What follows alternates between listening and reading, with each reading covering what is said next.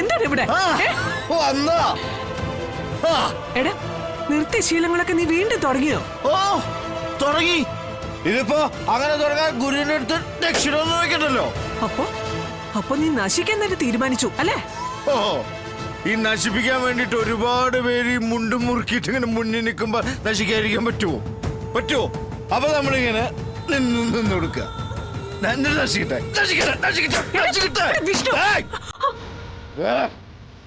പിടിവിട്ട് നിൽക്കുക. അതുകൊണ്ടാ വേണ്ട. എടാ,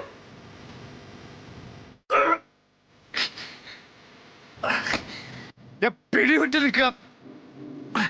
ഞാൻ ഒരു കാര്യം ചെയ്യട്ടെ. ഈ ജീവിതം കൊണ്ട് ആർക്കാർ ഗുണമുള്ളത്? എനിക്കെന്തായാലും ഇല്ല. അപ്പൊ മറ്റുള്ളവർക്ക് ആരെങ്കിലും ഉണ്ടോ? അതുമില്ല. അപ്പൊ പിന്നെ എന്താ പ്രയോജനം? അപ്പൊ പിന്നെ എന്നെ ഒരാളെ എന്തിനാ ഈ ഭൂമിയിൽ നിക്കണേ? ഞാൻ വെറും പാഴ. വിഷ്ണു, പാഴ. മതി സംസാരിച്ചത്. താഴേക്ക് വാ. ഇങ്ങോട്ട്. ഞങ്ങളോട് പറഞ്ഞ എന്നെ അടുത്തേക്ക് എനിക്കറിയില്ല ഞാൻ എന്താ ചെയ്യാന്ന്. എടാ, നീ ഞാൻ പറയുന്നൊന്ന് കേക്ക്. ഇവിടെ ഈ അവസ്ഥയിൽ നീ നിക്കണ്ട. വാ മോനെ. ഓ, ഇനിയിപ്പോ ഞാൻ എവിടെ എന്താ മോനെ? ഈ നഷ്ടങ്ങൾ കൊണ്ട് തുലാഭാരം നടത്താൻ വിധിക്കപ്പെട്ടവനാ ഞാൻ. രക്ഷപ്പെടാനും ജീവിതം തിരികെ പിടിക്കാനും ഒരു ശ്രമം എന്നുള്ള രീതിയിൽ പലതും നോക്കി. എന്നിട്ടൊന്നും നടന്നില്ല. ഒന്നും നടന്നില്ല. ഇപ്പൊ എന്റെ മുന്നിലുണ്ടല്ലോ ജീവിതം എന്ന് പറഞ്ഞെങ്കിൽ ഒരു വട്ടപൂജയാ. വട്ടപൂജയാ. വിഷ്ണു, എന്തുവാടാ ഇത്? വെറും വട്ടപൂജ്യം. എന്നെങ്ങനെ ആക്കിയാലും മുൻപന്തിയിൽ നിൽക്കുന്നതിൽ ആരാന്നറിയോ? നിങ്ങളാ. എന്റെ അമ്മ, സാക്ഷാൽ സത്യഭാമ. വിഷ്ണു, നീ സംസാരിക്കുന്നത് മദ്യത്തിന്റെ പുറത്താ. എടാ, ഇല്ലെങ്കിൽ നീ ഈ അമ്മയോട് ഇങ്ങനെ ഒന്നും പറയ പോലും ഇല്ല. അത് തന്നെ എന്റെ പരാജയം. അതറിയില്ലേ? ഇവിടെ ഇപ്പൊ നിങ്ങളോട് 2 വാക്ക് സംസാരിക്കാൻ വേണ്ടിട്ടാണ് ഈ മദ്യത്തിന്റെ ലഹരിയും വിലക്കെടുത്ത്. അതറിയോ? പിന്നെ നിങ്ങൾക്ക് സങ്കടമായില്ലെങ്കിൽ ഞാൻ നിങ്ങളോട് ഒരു കാര്യം പറയാം. നിങ്ങളുടെ മകനായിട്ടുണ്ടല്ലോ ഈ വയറ്റി പിറക്കേണ്ടി വന്നതിൽ എനിക്ക് നാണക്കേട് തോന്നുക. വിഷ്ണു, എടാ മോനെ, നീ ഇങ്ങനെയൊന്നും പറയരുത്. എടാ, നീ എത്ര ശ്രമിച്ചാലും പിന്നീട് അത് നിനക്ക് തിരിച്ചെടുക്കാൻ പറ്റില്ലടാ. കാര്യങ്ങൾ പറയുന്നത് തിരിച്ചെടുക്കാൻ വേണ്ടിട്ടല്ല, മനസ്സിലായോ? ഒരു മകന്റെ ജീവിതം പൂർണ്ണതയിൽ എപ്പോഴാവണമെന്നേ നിങ്ങളെ പോലുള്ള അമ്മമാരറിയണം. അത് മനസ്സിലാക്കണം. മനസ്സിലായ? എന്നിട്ട് അവരെ ജീവിക്കാൻ വിട്ടുകൊടുക്കണം. ഭാര്യ, കുട്ടികള്, ഇതെല്ലാം അവരുടെ ജീവിതത്തിലെ ഒരു ഭാഗമായിട്ട് അവരെ സ്വതന്ത്രരാക്കണം. അതറിയോ? ഇതെങ്ങനെയാ? ഇതിങ്ങനെ കൂട്ടിപ്പിടിച്ചിട്ട് എപ്പോഴും വിഷ്ണു വിഷ്ണു വിഷ്ണു വിഷ്ണു വിഷ്ണു എന്ന് പറഞ്ഞ നടക്കല്ലേ? പിന്നെ എങ്ങനെയാ? എന്നെ എന്തെങ്കിലും ചെയ്യാൻ എന്നെ അനുവദിച്ചിട്ടുണ്ടോ? ഇല്ല. ഒരു സ്വാതന്ത്ര്യമില്ല, ഒരു മണ്ണാകട്ടിയില്ല. എന്നെ എന്തിനെങ്ങനെ വളർത്തി വലുതാക്കിയിട്ട് നാട് കെട്ടവനായിട്ട് മറ്റുള്ളവർ ഉപരികളെ ഇട്ടു കൊടുക്കണേ? ഈ മരണം വന്ന് വിളിക്കുമ്പോഴേ എനിക്കൊരു ഒറ്റ പ്രാർത്ഥനയുള്ളൂ. ഇനി ഒരു ജന്മം ഉണ്ടെങ്കിൽ നിങ്ങൾ മകനായിട്ട് ജനിക്കല്ലേ? അത് തന്നെ പ്രാർത്ഥന. അത് മനസ്സിൽ പ്രാർത്ഥിക്കും. അമ്മയെ സങ്കടപ്പെടുത്താൻ വേണ്ടിയാണോ നീ ഇങ്ങനെയൊക്കെ സംസാരിക്കുന്നത്? ഓ, നിങ്ങളൊക്കെ കൂടുതൽ സങ്കടപ്പെട്ടവല്ല ഞാൻ. എനിക്കെനിക്കറി കണ്ണീരില്ലേ? അതുകൊണ്ട് ഞാനിപ്പോ എന്റെ ജീവിതം ഇവിടെ അവസാനിപ്പിക്കാൻ പോവാ. എന്തിനാ ഞാനിപ്പോ ഇങ്ങനെ ഇവിടെ ജീവിക്കണേ? നിങ്ങൾ പറ, എന്തിനാ ഞാൻ ജീവിക്കണേ? എനിക്ക് ജീവിക്കണ്ട.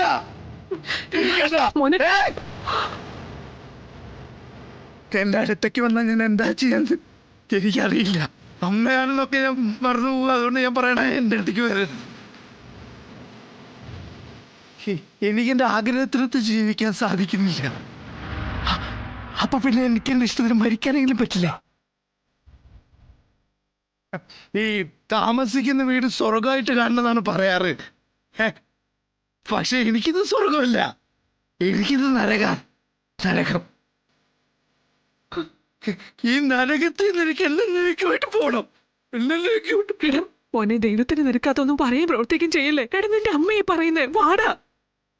വേണ്ട.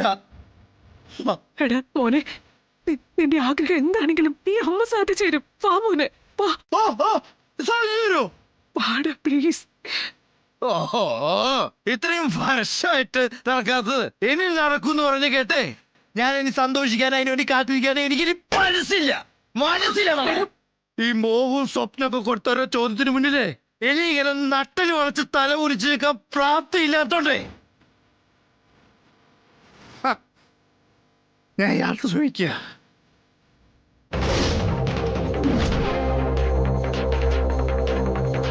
ശാല്യത്തുള്ളൊരു ജീവിതം അത് എന്നിൽ നിന്ന് ഒരുപാട് അകലെയാണെന്ന് എനിക്ക് മനസ്സിലായി.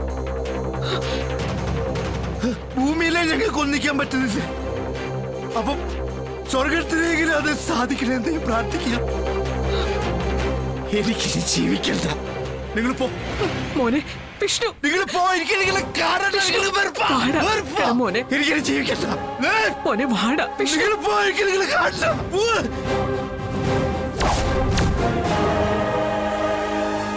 എനിക്കിനി ജീവിക്കണ്ട മോനെ. അയ്യോ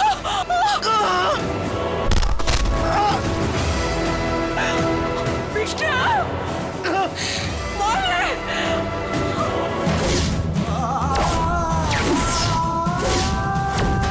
വിഷ്ണു,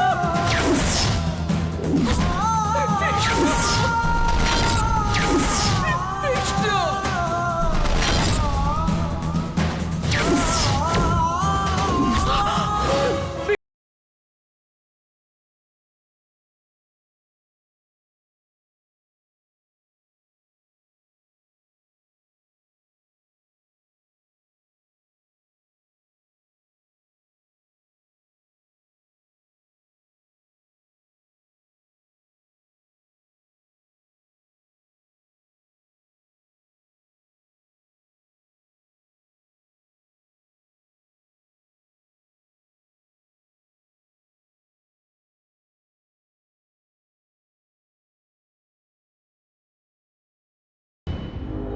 കേടുന്ന സ്വപ്നം കണ്ടിട്ട് ചുമ്മാ അത് ആവശ്യമില്ലാതെ.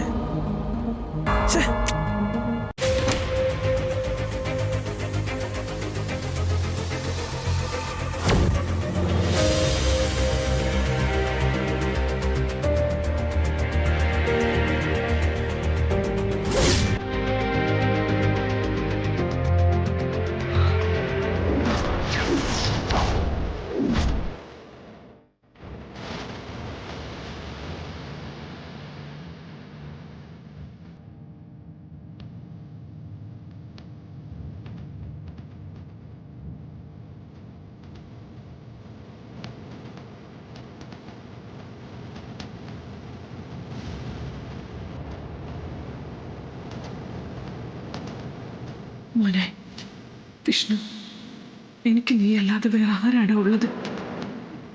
എൻ്റെ ഉള്ളിലും ഉറക്കത്തിലും എൻ്റെ ചിന്തകളെല്ലാം നിന്നെക്കുറിച്ചല്ലേ. നിന്റെ ഇഷ്ടങ്ങൾക്ക് വിലങ്ങുതടിയാവാൻ ഇനി ഞാനില്ല.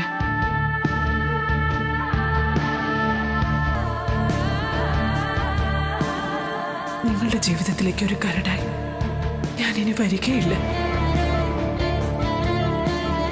ഇത് അമ്മയുടെ ഏറ്റുപറച്ചിലോ മാപ്പ് പറച്ചിലോ അല്ല, ആത്മാർത്ഥമായിട്ടുള്ള സമ്മതം.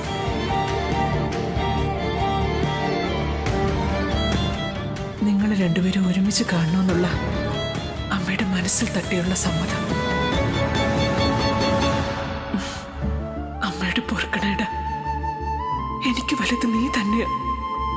നീ ഉണ്ടെങ്കിലേ ഈ അമ്മയുള്ളൂ.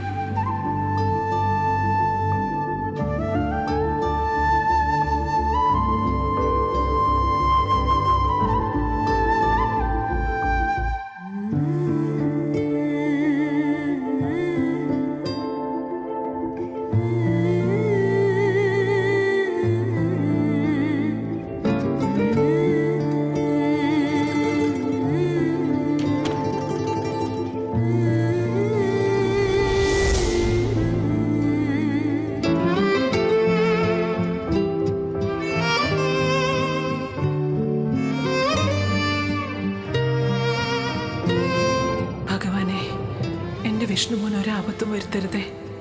അവന്റെ മനസ്സിൽ യാതൊരു വിധത്തിലുള്ള ദുർചിന്തകൾ ഉണ്ടാക്കല്ലേ. അവനെ കണ്ടിട്ട് തന്നെയാ ഞാൻ ഈ ജീവിക്കുന്നത് തന്നെ.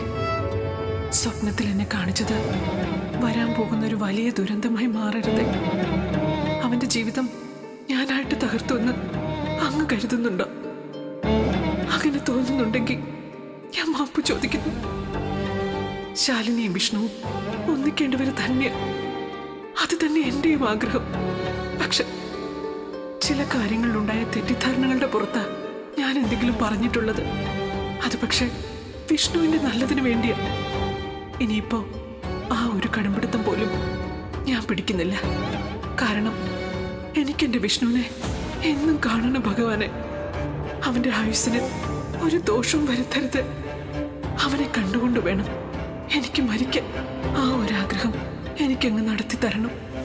ഇനി അവൻ ആപത്ത് വരുന്ന ഒരു ദുസ്വപ്നവും എന്നെ കാണിക്കരുതേ ഭഗവാനെ. എനിക്കിത് താങ്ങാനാവില്ല. എനിക്ക് സങ്കടം പറയാൻ അങ്ങ് മാത്രമേ ഉള്ളൂ.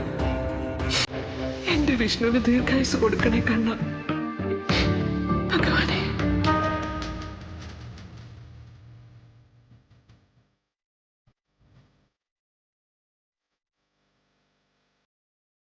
അമ്മേ, ഇപ്പൊ എന്റെ അച്ഛൻ വിളിച്ചിരുന്നു. ഞാൻ നിർബന്ധിച്ചപ്പോ അച്ഛൻ എനിക്ക് അച്ഛന്റെ ചെറുപ്പകാലത്തെ ഫോട്ടോ അയച്ചു തന്നു. ആരായിരിക്കും അത്?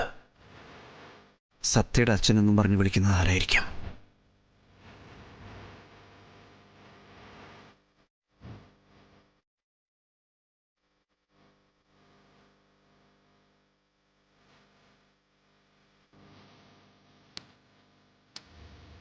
ബ്രോ, എന്താ ഇവിടെ ഒന്ന് ഒറ്റയ്ക്ക് നിൽക്കുന്നേ?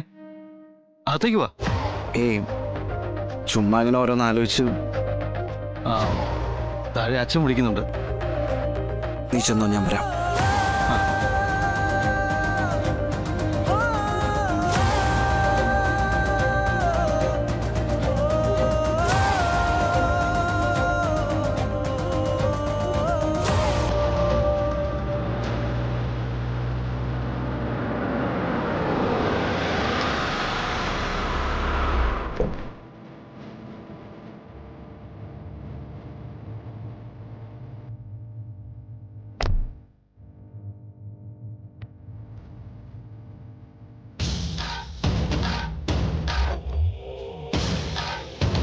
എന്താ മോനെ, എടാ ഉള്ളിലൊരു അഗ്നിപർവ്വതം പൊട്ടുമ്പോഴേ കൊണ്ട് നടന്നിട്ടുണ്ട് ഈ അച്ഛൻ. ഒടുവില് അതിനെല്ലാം സൊല്യൂഷൻ കണ്ടെത്തുന്നതും ഈ ഞാൻ തന്നെ മോനെ. അതുപോലെ അവനവന്റെ പ്രശ്നങ്ങൾ ചർച്ച ചെയ്ത് സൊല്യൂഷൻ കണ്ടെത്തേണ്ടതും അവനവൻ തന്നെ.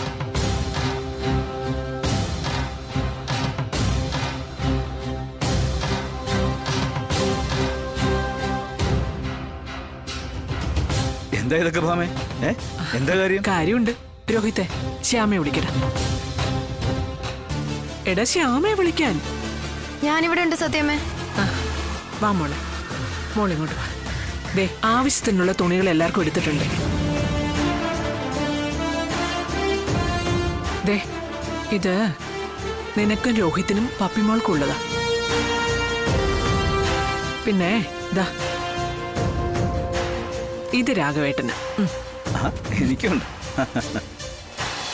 വിഷ്ണു, ദാ ഇത് നിനക്ക്. പൊന്നി, ഇത് നിനക്കും പിള്ളയ്ക്കും.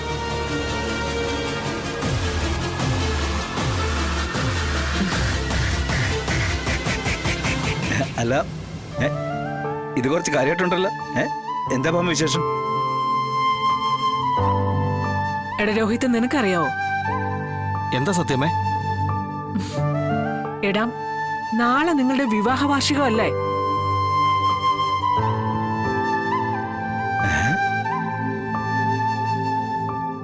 ശ്യാമ, നീയും മറന്നുപോയോ? മറന്നുപോയിട്ടല്ല സത്യമേ. നമ്മള് കഴിഞ്ഞ വർഷമൊന്നും ഇതങ്ങനെ ആഘോഷിച്ചിട്ടില്ലല്ലോ. പിന്നെ ഈ വർഷം ആഘോഷിക്കാന്ന് വെച്ചാ നമ്മുടെ സാഹചര്യം അങ്ങനെയല്ലല്ലോ. ഇന്നത്തെ കാലത്തെ ഒരു വർഷം ഒന്നിച്ച് ഭാര്യയും ഭർത്താവും ഒരു വീട്ടിൽ താമസിച്ചു എന്ന് പറയുന്നതിന് വലിയ അത്ഭുതമാ. അങ്ങനെ നോക്കുമ്പോ ഓരോ വർഷം കൂടുമ്പോഴും ഞങ്ങൾ പിരിഞ്ഞിട്ടില്ല എന്ന് അറിയിക്കാനായിട്ട് ഇത്തരം ചടങ്ങുകൾ നടത്തുന്നത് നല്ലതാ. ഈ വർഷം ഇത് ആഘോഷിക്കാൻ ഒരു കാരണം കൂടിയുണ്ട്.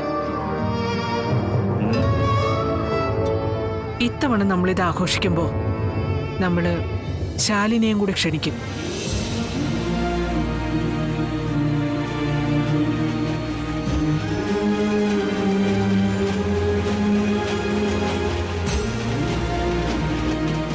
വിഷ്ണു ശാലിനി ഇങ്ങനെ അകന്നു കഴിയുന്നതിൽ എനിക്ക് വിഷമമുണ്ട്. അതുകൊണ്ട് ഇങ്ങനൊരു തീരുമാനം ഞാൻ എടുത്തത്. അല്ല പമേ, നീ ഇത് ഉള്ളിത്തൊട്ടിയാ പറയുന്നെങ്കിൽ ഈ വീടൊരു സ്വർഗമാ, സ്വർഗം. രാഘവേട്ട, ഒരുപാട് ആലോചിച്ച് ഞാൻ എടുത്ത തീരുമാനമാണ്. എന്റെ നിലപാടുകൾക്കും കടുംപിടുത്തത്തിനും കാലപ്പഴക്കം സംഭവിച്ചുവെന്ന് എനിക്ക് തന്നെ ബോധ്യമായി. അതുകൊണ്ട് സത്യഭാമയെ തന്നെ തിരുത്താൻ തീരുമാനിച്ചു. ഇതറിയുമ്പോ ഏറ്റവും കൂടുതൽ സന്തോഷിക്കുന്ന എന്റെ കുഞ്ഞേച്ചി തന്നെയാ.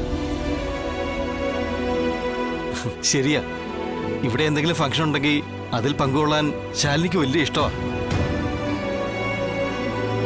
അപ്പോ ഈ വെഡിങ് ആനിവേഴ്സറി നമ്മൾ അങ്ങ് പൊളിക്കുന്നു. പിന്നെ അല്ല.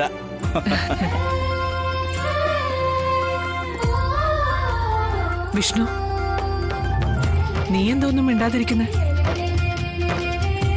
നിനക്ക് സന്തോഷായില്ലേ? അമ്മ ശരിയായ മനസ്സോടെയാണോ ഇങ്ങനൊരു തീരുമാനത്തിലെത്തിയത്?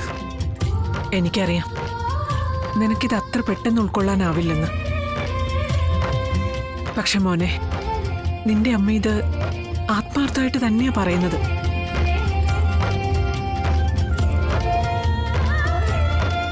ഇനി നിന്റെ ഒപ്പം, നിന്റെ കൂടെ, നിന്റെ ശാലിനിയും വേണം.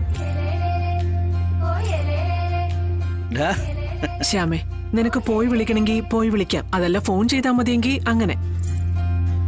ശാലിനി വിളിക്കുന്ന ഉത്തരവാദിത്തം ഞാൻ നിന്നെ ഏൽപ്പിക്കുക. ഭാമേ, ശ്യാമ പോയി എങ്ങനെ വിളിക്കാനാ? ശ്യാമയാണോ തീരുമാനിച്ചിരിക്കുന്നത്? അല്ലെങ്കിൽ തന്നെ ശ്യാമയുടെ വെഡിങ് ആനിവേഴ്സറി ആയിട്ട് അവള് പോയി വിളിക്കുന്നത് ശരിയാണോ? അത് ശരിയാ, വീട്ടിലെ തലമുതിർന്നവരാ ഇങ്ങനെയൊക്കെയുള്ള കാര്യങ്ങൾ പോയി വിളിക്കേണ്ടത്. ആ, അത് തന്നെ. അപ്പോ നിങ്ങളെല്ലാം പറയുന്നത് ഞാൻ പോയി വിളിക്കണം എന്നാണോ? പിന്നല്ലാതെ. അല്ലടോ മോനെ.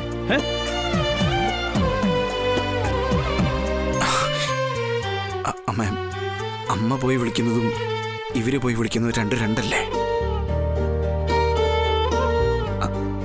അമ്മ വിളിച്ച പിന്നെ ശാലിനിക്ക് മറിച്ചൊന്നും പറയാനാവില്ല. ഞാനൊരിക്കൽ വിളിക്കാൻ വേണ്ടി പോയതല്ലേ മോനെ. അത് വീണ്ടും പോകുന്നത് ശരിയല്ലല്ലോ. ഒരു ശരിയേടും ഇല്ല. നീയാണ് ഈ വെഡിങ് ആനിവേഴ്സറി ആഘോഷിക്കണം തീരുമാനം എടുത്തത്. അപ്പൊ നീ പോയി വിളിക്കുന്നതല്ലേ ശരി? അതെ സത്യമ്മേ, കുഞ്ഞേച്ചി സത്യമ്മ തന്നെ വിളിച്ചാ മതി. എല്ലാവർക്കും ഒരേ അഭിപ്രായം തന്നെയാണെങ്കിൽ ഞാനായിട്ട് എതിർക്കുന്നില്ല. ഞാൻ പോയി വിളിക്കാം. പക്ഷേ ഞാൻ പോയി വിളിക്കുമ്പോ അതൊരു വലിയ ചടങ്ങായിട്ടേ ഞാൻ വിളിക്കുള്ളൂ. ശാരദാമ്മയും ശാലിനിയും ഞെട്ടിപ്പിക്കുന്ന ഒരു ചടങ്ങ്.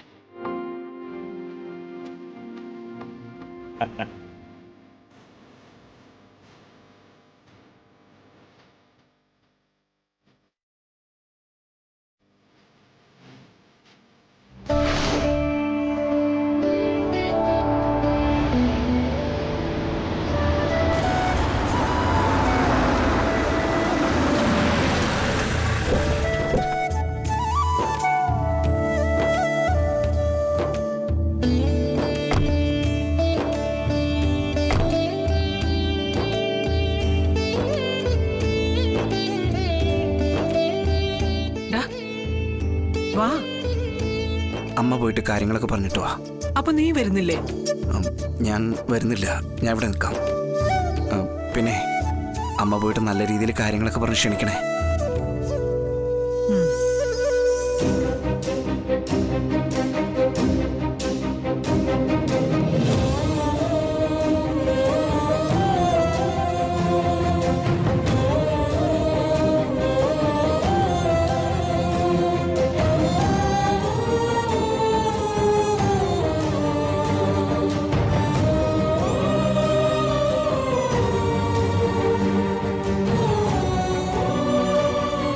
അമ്മേ